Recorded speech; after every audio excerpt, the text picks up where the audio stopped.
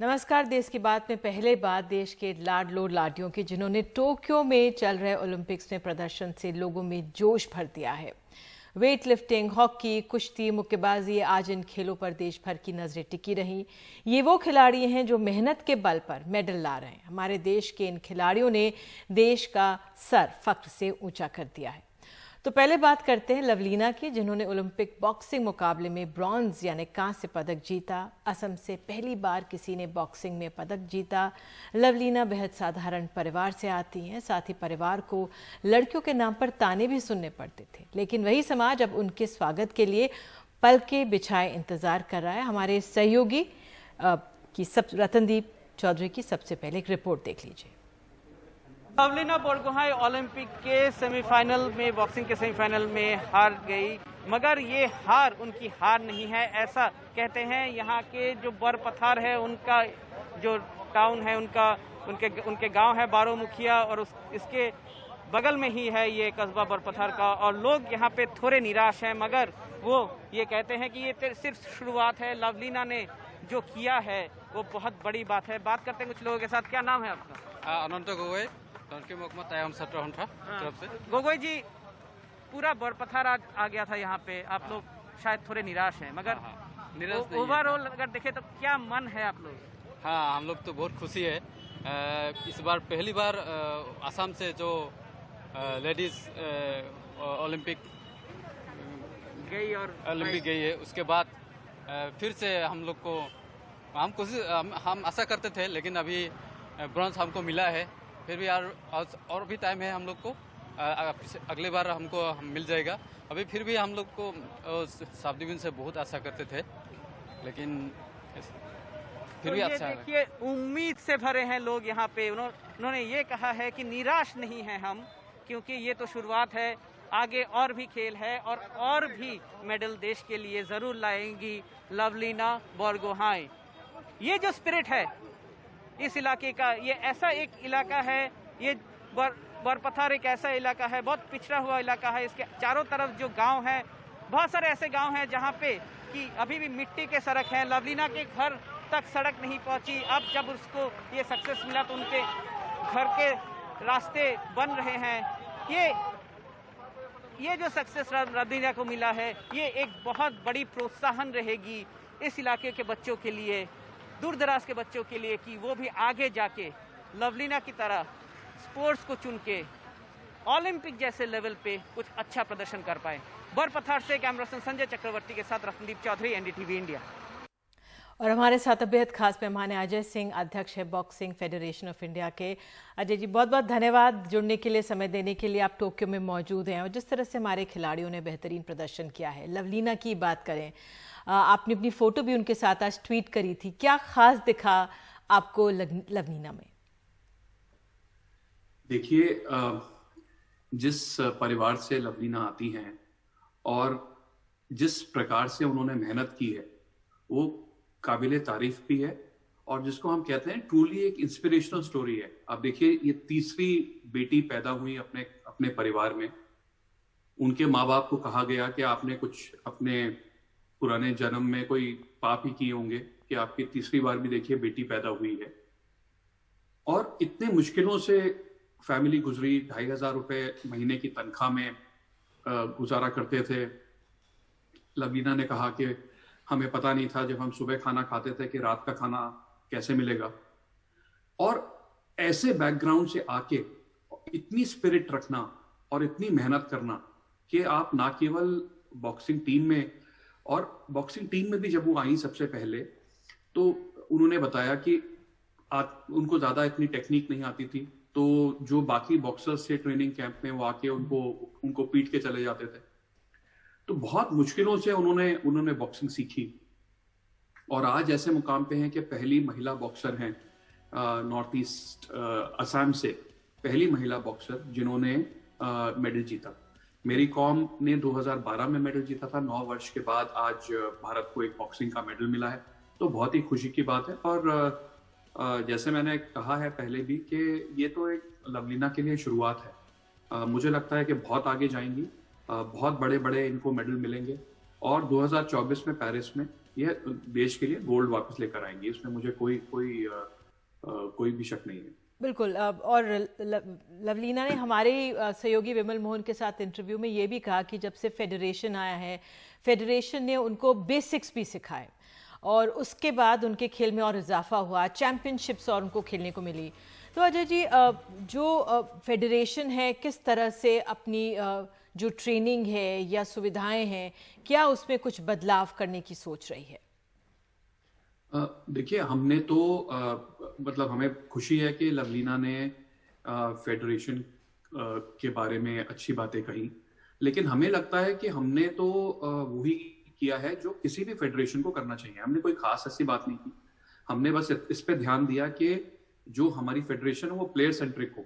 हम अपने प्लेयर्स के बारे में सोचें, उनको अच्छे से अच्छी ट्रेनिंग कैसे दिलवा सकें, अच्छे से अच्छे टूर्नामेंट्स में उनको भेज सकें, अच्छे से अच्छा न्यूट्रिशन उनको दे सकें, और जितनी भी हम जो भी हम कर सकते हैं, हमारा काम तो उनका सपोर्ट स्टाफ बनना है।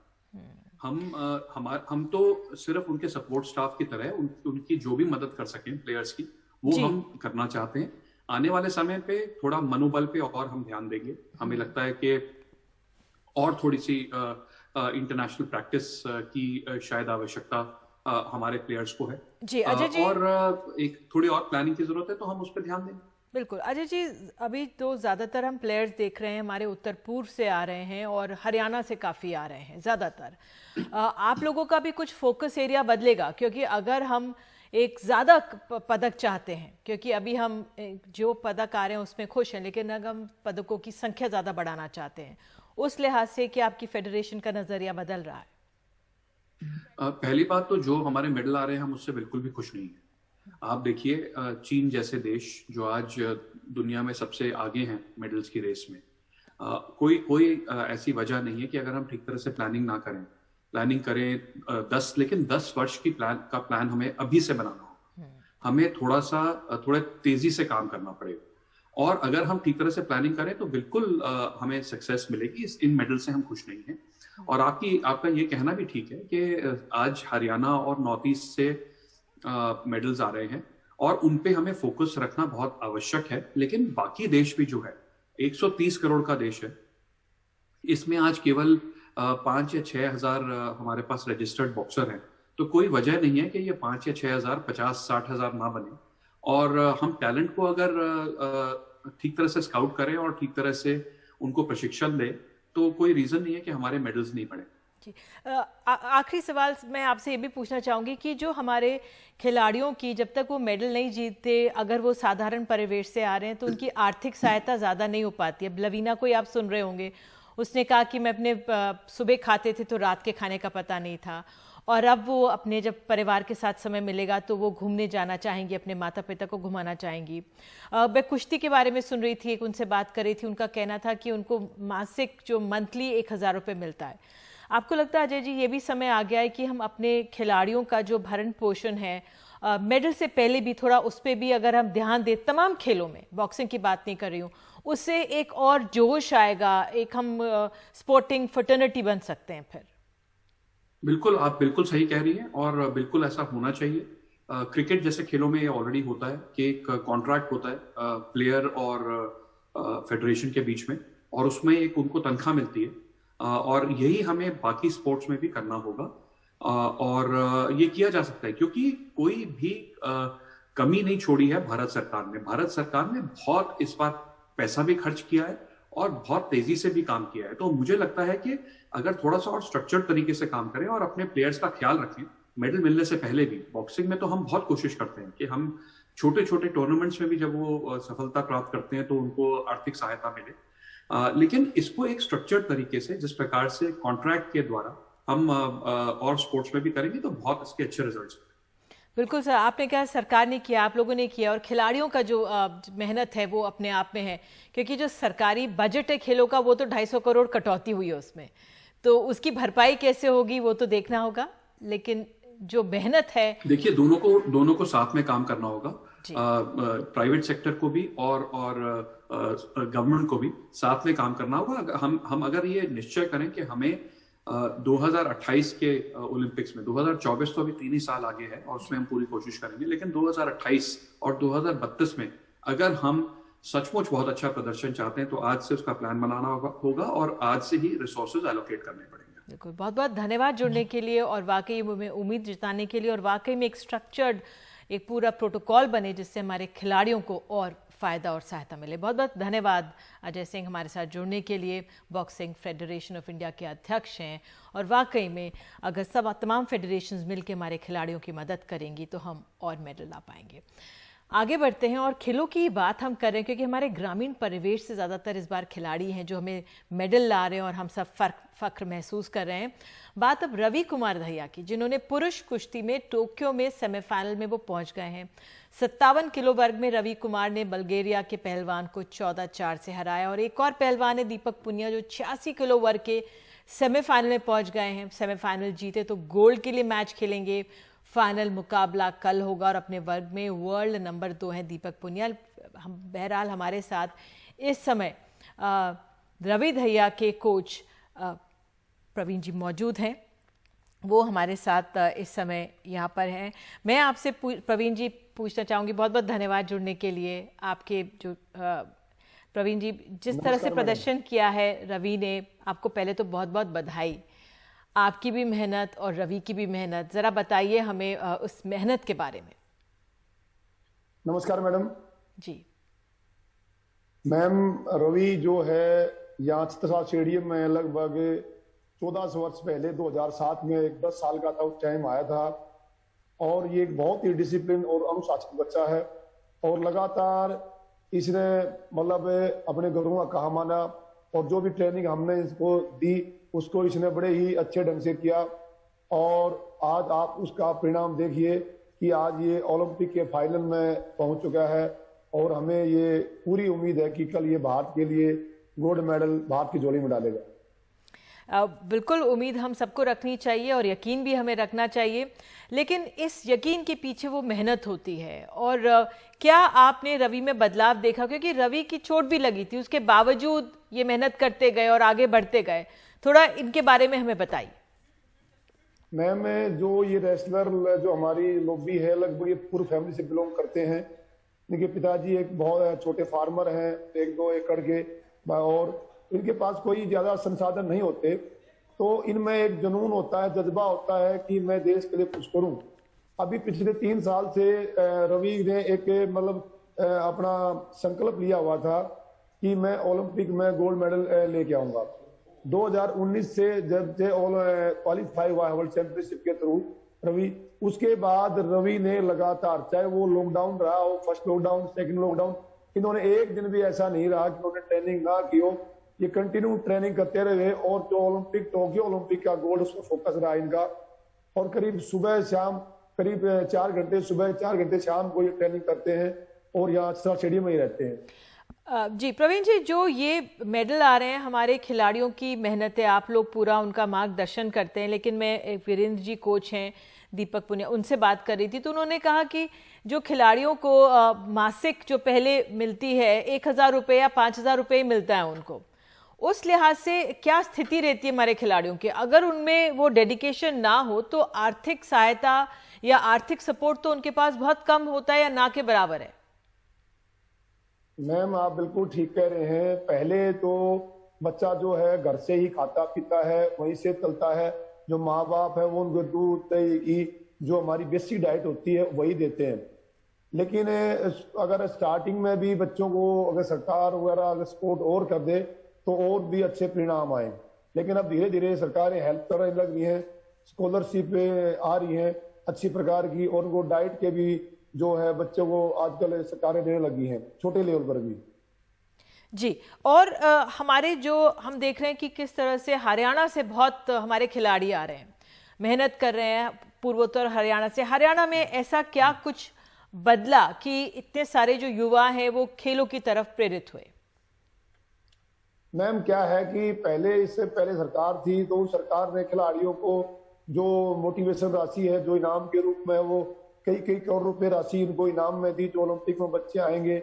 उसके बाद उनको उनका स्वागत किया गया, उनको पुलिस के अंदर और कोचिज है या डिप्टी डायरेक्टर है, अनेक पदों पर लगाया गया, जिससे खिलाड़ियों के अंदर जो मोटिवेशन है वो इतना भर गया कि मैं अब कोई भी काम आप करोगे तो कोई ना कोई आपके लिए टारगेट तो होना चाहिए ना, कि मेरे को पैसा भी। अब देखो खेल में अगर आप गोल्ड मेडल लाते हो तो सरकार आपको पैसा भी देती है, सरकार आपको बड़ा पद भी देती है और आपका नाम भी होता है, और आप पूरे हिंदुस्तान में 130 करोड़ की जो जनता है उसके आप चहेते बन जाते हो। तो मैडम ये सब बातें हरियाणा सरकार ने सबसे पहले की, जिससे कि खिलाड़ियों के अंदर जो एक ऊर्जा थी उसका नया संचार हुआ और खिलाड़ियों ने, आपने देखा कि बढ़ चढ़कर और ज्यादा मेहनत स्टार्ट कर दी, जिससे कि छोटा सा जो हरियाणा राज्य है अब वो पूरे ओलंपिक में काफी बच्चे, उनके 30 के करीब बच्चे ओलंपिक में गए। प्रवीण जी आप जुड़े, बहुत बहुत धन्यवाद। उम्मीद करते हैं कि रवि गोल्ड लेकर आएंगे। बहरहाल उनका प्रदर्शन बेहतरीन रहा है। और अब बात ओलंपिक्स के सेमीफाइनल में पहुंची भारतीय महिला हॉकी टीम की, जो अब से कुछ देर पहले सेमीफाइनल में अर्जेंटीना ने भारतीय टीम को 2-1 से हरा दिया है। हालांकि कांस्य की उम्मीदें अभी बरकरार हैं। इससे पहले भारतीय टीम 3 बार गोल्ड जीत चुकी मजबूत टीम ऑस्ट्रेलिया को मात देकर सेमीफाइनल में पहुंची थी। ये बात अहम है। क्वार्टर फाइनल में 3 बार गोल्ड जीत चुके ऑस्ट्रेलिया को हराकर भारतीय हॉकी टीम ने एक बहुत बड़ा उलटफेर किया है।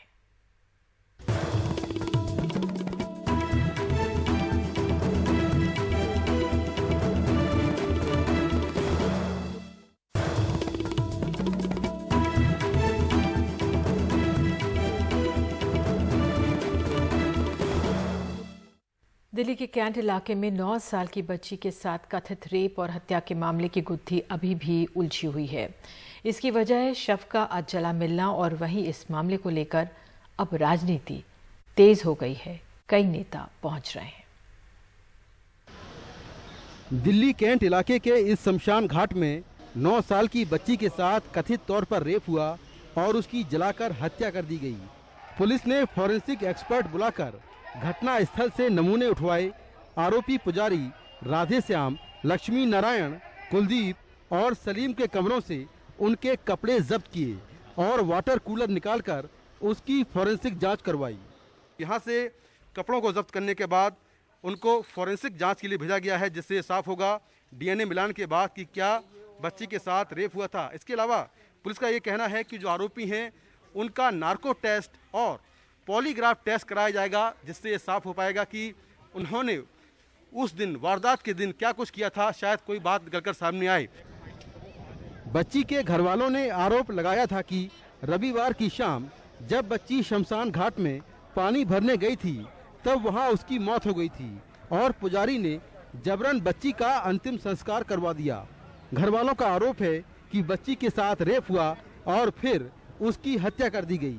पुलिस का कहना है कि एफआईआर लिखवाते वक्त घर वालों ने रेप और हत्या की बात नहीं कही थी। तब उन्होंने करंट से मौत की बात कही थी। बाद में जब उन्होंने नया बयान दिया तब हत्या, रेप, सबूत मिटाने और SC/ST एक्ट के तहत केस दर्ज कर लिया गया।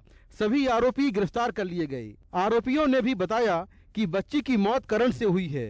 वाटर कूलर की फॉरेंसिक जांच से पता चला कि उसमें करंट आ रहा था। बच्ची के अधजले पैर मिले, उनके पोस्टमार्टम से कोई नतीजा नहीं निकला। आरोपियों के कमरे से उनके कपड़े जब्त किए गए हैं, जिनकी डीएनए जांच होगी। आरोपियों का पॉलीग्राफ और नार्को टेस्ट कराया जाएगा। सवाल ये है कि जब ये संदिग्ध मौत का केस था तो पुजारी ने अंतिम संस्कार क्यों करवा दिया। बच्ची की मां के बयान पे जितनी भी संगीन धाराएं उस बयान में आ रही थी, हम लोगों ने उनको अप्लाई कर दिया था। अब जितने सेक्शंस इसमें ऐड हो गए हैं उसके आगे और कोई सेक्शन नहीं बचते हैं। दफ़ा 302, 376 पॉक्सो, तो ये सबसे संगीन सेक्शन है अपने आप में। बाकी चार्जशीट का मैंडेट हमको 60 दिन का होता है लीगली। हम लोग उससे कहीं जल्दी इसको कोर्ट कर देंगे। उधर पीड़ित परिवार से मिलने राहुल गांधी, अरविंद केजरीवाल और दिल्ली बीजेपी प्रदेश अध्यक्ष आदेश गुप्ता पहुंचे। सभी की हूटिंग भी हुई। वहां मौजूद लोगों में मारपीट तक हो गई। केजरीवाल जब मंच पर आए तो मंच टूट गया और उसके बाद वो निकल गए। केजरीवाल ने पीड़ित परिवार को 10 लाख रुपए मुआवजा देने और मजिस्ट्रेट जांच की बात कही है।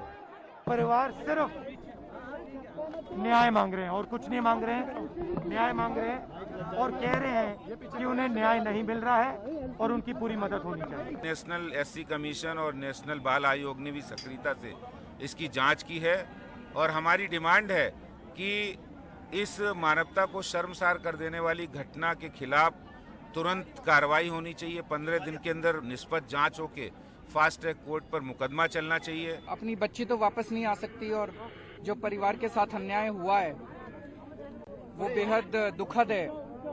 उसकी भरपाई पूरी नहीं की जा सकती, लेकिन दिल्ली सरकार परिवार को 10 लाख रुपए का मुआवजा देगी। इसमें हम मैजिस्ट्रियल इंक्वायरी ऑर्डर करेंगे।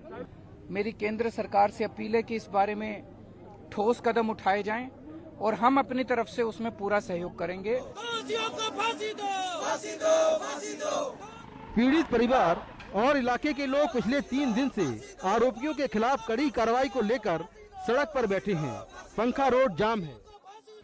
बच्ची के शव के अवशेष ही मिले, लेकिन इस केस में सबसे जरूरी था बच्ची के शव का बरामद होना, जिससे साबित हो पाता कि बच्ची के साथ उस दिन क्या हुआ था।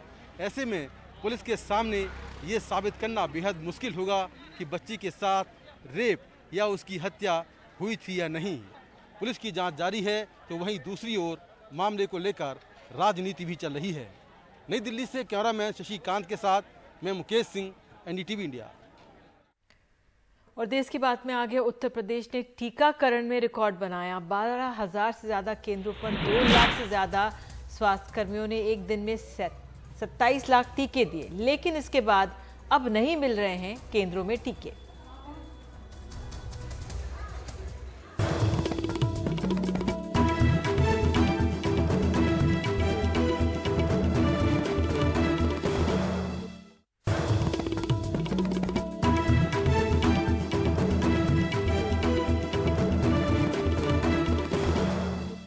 चुनावी राज्य उत्तर प्रदेश ने कोरोना की दूसरी लहर के दौरान मची त्राहिमाम से सीख लेते हुए राज्य में एक दिन के लिए टीकाकरण का रिकॉर्ड बनाया। 12,000 से ज्यादा केंद्रों पर 2 लाख से ज्यादा स्वास्थ्य कर्मियों ने एक दिन में 27 लाख से ज्यादा लोगों को वैक्सीन दी। लेकिन इस तेजी के बाद अब कई केंद्रों में टीके नहीं मिलने की खबरें आ रही हैं। भारी भीड़, लेकिन मंगलवार को उत्तर प्रदेश के टीकाकरण केंद्रों ने कमाल किया। देश के सबसे ज्यादा आबादी वाले राज्य में एक दिन में 27 लाख से ज्यादा लोगों को वैक्सीन दी गई। ये 21 जून के मध्य प्रदेश के 16 लाख के रिकॉर्ड से बहुत ज्यादा है। आज मुझे प्रसन्नता है, पूरे प्रदेश के अंदर आदरणीय प्रधानमंत्री जी की प्रेरणा से वैक्सीनेशन का एक विशेष ड्राइव चला, जिसमें पूरे प्रदेश के अंदर अब तक हम लोगों ने 5 करोड़ 7 लाख लोगों को कोरोना का वैक्सीन उपलब्ध कराया है और अकेले आज ही अब तक 19 लाख 20 हजार से अधिक लोगों को कोरोना का वैक्सीन दिया गया है। ये अपने आप में एक रिकॉर्ड है देश के अंदर भी और दुनिया के अंदर भी कि एक दिन में इतनी बड़ी आबादी को वैक्सीन देने का कार्य हुआ है। आज उत्तर प्रदेश के अंदर एक स्पेशल ड्राइव चला है जिसमें अब तक 19 लाख 20 हजार से अधिक लोगों को वैक्सीन दिया जा चुका है। उत्तर प्रदेश सरकार का कहना है कि मंगलवार को 12,000 से ज्यादा केंद्रों पर 2 लाख से ज्यादा स्वास्थ्य कार्यकर्ताओं ने वैक्सीन देने का काम किया। ये औसत से दुगना है, लेकिन बड़ा सवाल ये है कि क्या उत्तर प्रदेश में ये दोबारा हो सकेगा। रविवार को राज्य में सिर्फ 8,140 टीके लगे। सोमवार को 3,80,000 टीके लगाए गए। पिछले शुक्रवार को 8,60,000 टीके लगे और शनिवार को 6,20,000। किसी भी तरीके के वैक्सीनेशन रिकॉर्ड्स बनाने का एक खामियाजा ये होता है कि उसके पिछले दिनों में और आगे आने वाले दिनों में क्या स्थिति होती है, इस पर भी नज़र रखनी चाहिए। हम लोग इस वक्त लखनऊ के शहरी इलाके में ये सामुदायिक स्वास्थ्य केंद्र इंदिरा नगर है। कल यहाँ पे काफ़ी लाइन लगी थी वैक्सीन के लिए, हमें बताया गया है, लेकिन आज आप देख सकते हैं एक दिन बाद यहाँ लिखा हुआ है आज वैक्सीनेशन नहीं हो रहा है, अग्रिम आदेश तक स्थगित है। सर वैक्सीन का आज जितना मतलब ऑल दो हाउ मच वी इंक्वायर्ड तो पता चला है कि वैक्सीन की जो क्वांटिटी है वो ख़त्म हो गई है। बट सर प्रॉब्लम ये है कि मैं कल भी गया था, यहाँ पे रामादीन कॉलेज है, but there was nothing very systematic. कोई आपको ये नहीं बता रहा है कि आप फॉर्म कहाँ से लेंगे, आज हम यहाँ है कि घर के पास में, यहाँ बंद है सर, ये क्या सिस्टम है। लखनऊ से महज 130 किलोमीटर दूर लखीमपुर खेड़ी में भी ऐसी ही कहानी है, जहां सरकारी अफसरों ने माना है कि मंगलवार के रिकॉर्ड के लिए उन्होंने अतिरिक्त वैक्सीन इस्तेमाल कर ली। देखिए, वैक्सीन का हम लोगों ने इस तरह से प्लान किया था कि कल हमारी जो तो आज की भी डोज थी वो हमने कल ख़त्म कर ली थी कि भीड़ को देखते हुए आज शाम तक हमारे पास वैक्सीन आ जाएगी। बुधवार को दोपहर 2 बजे तक उत्तर प्रदेश में 1,30,000 से भी कम वैक्सीन लगी थी, जबकि एक दिन पहले इस वक्त तक 10 लाख से ज्यादा टीके लग चुके थे। लखीमपुर में प्रतीक श्रीवास्तव और कैमरा पर्सन विनीत कुमार के साथ आलोक पांडे, एनडीटीवी इंडिया। और देश की बात में आगे बताएंगे 10वीं के नतीजों में अव्वल रही छात्रा का क्या है गम। I'll be a stronger daddy without you. With a heavy heart, I bid you goodbye. For you left me all alone to cry. Now every tear fetches a memory of yours, but I hold it back and don't let it flow.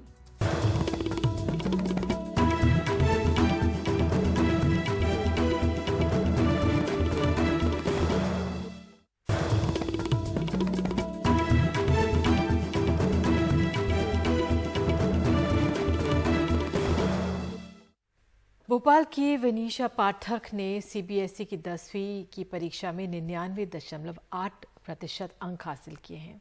2 और बच्चों के साथ वो शहर की topper है, लेकिन वो दुखी हैं। कोरोना की दूसरी लहर में उसने 1 सप्ताह में अपने दोनों माँ पिता को खो दिया। हालांकि उनसे किया वादा पूरा जरूर कर लिया, लेकिन अब ये खुशी साझा करने के लिए उनके साथ वो नहीं है। I'll be a stronger daddy without you. With a heavy heart, I bid you goodbye. For you left me all alone to cry. Now every tear fetches a memory of yours, but I hold it back and don't let it flow. अंग्रेजी, संस्कृत, विज्ञान और सामाजिक विज्ञान में 100 में से 100 number, गणित में 97 अंक। चेहरे पर थोड़ा सा सुकून, लेकिन बात करेंगे तो इस नन्ही बिटिया की आंखों के साथ खुद की भावनाओं पर काबू रखना मुश्किल हो जाएगा। किसे उम्मीद थी कि 2 महीने पहले माता पिता को खोने वाली वनीशा शहर की टॉपर बनेगी। कहती हैं छोटे भाई को देखकर संघर्ष करती रहीं। मेरा छोटा भाई, उसको देख के कि उसके पास बस मैं ही हूँ और मेरे पास बस वही, तो बस उसके लिए एक एग्जाम्पल सेट करना था कि वो आगे जाके मुझे देखे और मुझे आइडल बना के कि दीदी जैसा करना। बस वही मोटिवेटिंग फैक्टर था। पिता जितेंद्र कुमार पाठक एक वित्तीय सलाहकार थे और मां सीमा पाठक एक सरकारी स्कूल में शिक्षक। वनीशा ने आखिरी बार दोनों को अस्पताल जाते देखा था। अस्पताल में वनीशा की मां का निधन 4 मई को और पिता की मौत 15 मई को हुई। अब वनीशा उनकी आखिरी इच्छा को पूरा करने की जिद ठाने बैठी हैं। मम्मा ने कहा था कि बेटा ख्याल रखना अपना, हम दोनों जल्दी आएंगे, वापस ठीक होके आएंगे। उसके बाद बात नहीं हो पाई। 2-3 बार ऐसे बीच में कॉल्स थे। मम्मा का 10 दिन का हॉस्पिटलाइजेशन था, उसमें 2-3 बार मम्मा से कॉल हुई। आखिरी बात उन्होंने बताई कि बीमार सब होते हैं, सब ठीक भी हो जाते हैं, जल्दी हम लोग भी ठीक हो जाएंगे और जल्दी वापस तुम दोनों के पास आ जाएंगे। पापा से आखिरी बात 10th में को हुई थी। पापा ने भी यही कहा था कि तुमने मेरा मम्मा का दोनों का बहुत साथ दिया, बहुत हिम्मत रखी, थोड़ी सी और बस फिर हम दोनों वापस आ जाएंगे। कुछ सपना था मम्मी पापा का वो पूरा करना? हाँ, पापा का सपना था IIT का, कि मुझे IITian बनते हुए देखना चाहते थे, तो बस अब उसको टारगेट करेंगे। और मम्मा का था कि कलेक्टर मुझे देखना चाहती थी वो बनते हुए, तो फिर इसके बाद UPSC। कितने % लाने आपको? 100 लाने पूरे। अरे बाप रे, पूरे वैसे से यही है। और क्रिकेट वगैरह भी खेलते हैं? क्रिकेट बहुत ज़्यादा अच्छा लगता है, मतलब यही था पहले तो कि क्रिकेटर बनना है, फिर जब आए तो फिर पता चला पढ़ाई करना है। हाँ, पढ़ाई। To live your dreams, I'll rise up on my own after every. Vanisha अब कविताओं के रूप में आंसुओं की जगह शब्दों को बहने देती हैं। I know you'll be looking from the other side. I'll be the reason for your pride. Vanisha अपने भाई के साथ अपने मामा डॉक्टर अशोक कुमार के साथ रहती हैं, जो भोपाल के गवर्नमेंट MBM कॉलेज में प्रोफेसर हैं। दोनों बहुत खास हैं और मैं कहूँगी कि इनके जैसा कोई बच्चा होगा नहीं। ये इतने अच्छे से अपने सारी परिस्थितियों को समझे। घर में नानी है तो उनको ये पता है कि हमें रोना नहीं है और हमें ऑनलाइन क्लासेस चल रही है वो भी बराबर लेना है, तो ऑनलाइन क्लासेस भी ये बराबर अटेंड करते रहे।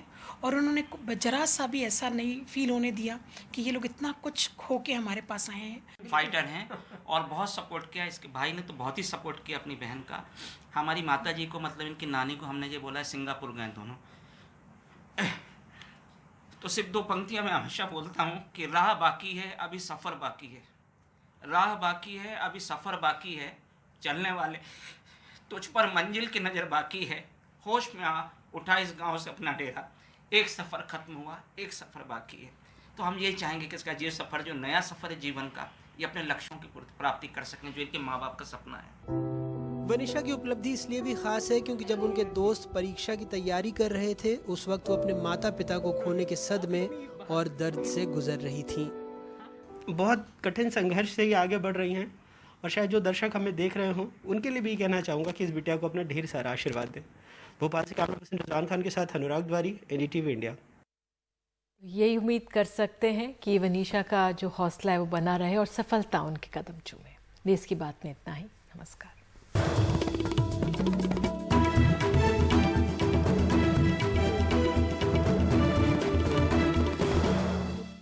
पुलिस का कहना है कि FIR लिखवाते वक्त घर वालों ने रेप और हत्या की बात नहीं कही थी।